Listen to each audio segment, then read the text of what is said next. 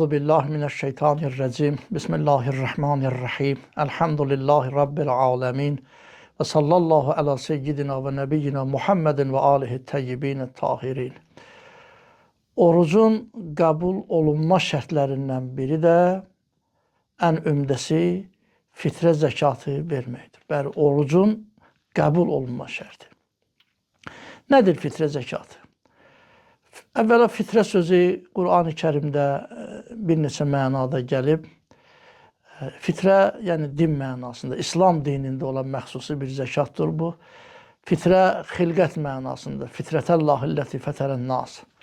Ki, Allahın fitrəti, Allah fatirdir. Fatirus səmavati vəl-ərd. Qur'an-ı Kərimdə göyləri, yerləri yaradan, xəlq eləyən. Bəs bu mənada ki, xilqətimizin zəkatı.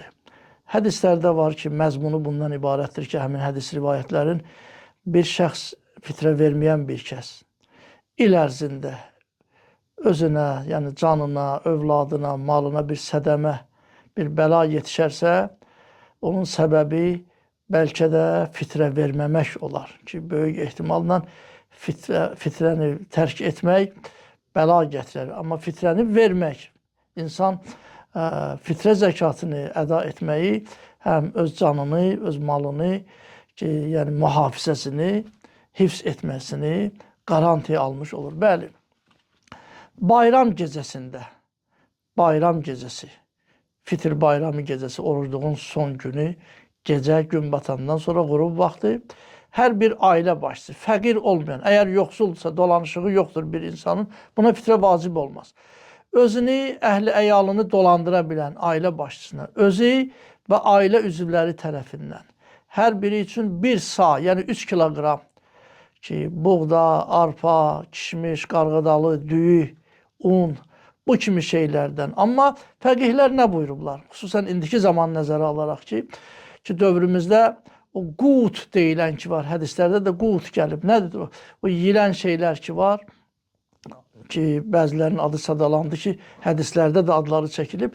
Amma indiki dönəmdə, indiki dövrdə ki, məsələn, insanların əksəriyyəti arpa yemək, buğda yemək, yəni bu qut kimi istifadə olunmur. Ona görə bəzi fəqihlər, alimlər yazırlar ki, bəs bunlardan verilməsin. Yaxşıraq olar, bəli ki, çörək, düyü, xurma, bu kimi şeylərin özündən və yaxud qiymətindən hesablansın. Düzdür, məsələn, gəlib hədislərdə neçə illərdə ki, bu elə deyilir, arpa, buğda, bu kimi şeylərdən və insanların əksəriyyəti də qaçırlar elə arpa, buğda və onun qiymətini hesablayıb və yaxud onun qiymətini hesablayıb verirlər. Lakin daha gözəl olar ki, o şeylər ki, indi mütəarəfdir, yəni yeyilir ki, onlardan verilsin. Əlbəttə, bunu da istərdim ki, nəzərinizə çatdırım. Göyərti, yəni göm-göyərti, meyvə, bunlar ərəb dilində bunlara qut deyilmir. Bunlardan hərəsindən 3 kiloqram hesablayıb vermək fitrə hesab olunmaz.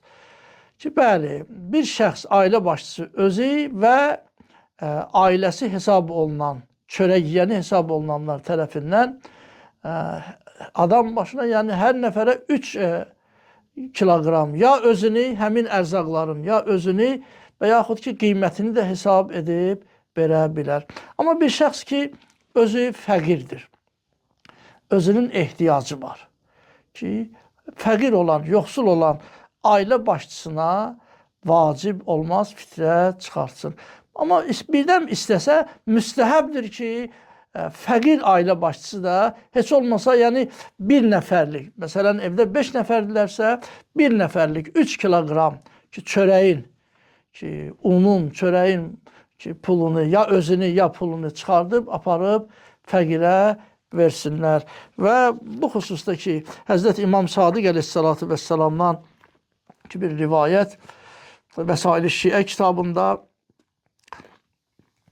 ravi deyir, İshaq ibn Əmmar, qultu li Əbi Əbdillah əleyhissalam.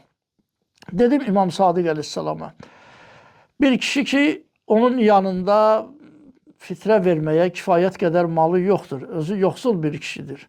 Amma bir sa, yəni təqribən 3 kiloqram onun ərzağı vardır. İstəyir ki, fitrə versin. Nəzr edə bilər. Həzrət buyurdu ki, yu'ti bəzə eyalihi. Ailə üzvlərinin birinə verər. Məsələn, verdiyi öz xanımına, xanımı verər o birisi övladına. Əgər 4 nəfərdirlər evdə, 5 nəfərdirlər, bir-bir ötürərlər. Hər biri ki, öz əlinə götürər və evin sonuncusu aparıb onu başqa bir fəqir ailəyə verər. Və bu əməl müstəhəbdir ki, və böyük savabdan ötəridir ki, və orucun qəbul olma şərtlərindən biridir.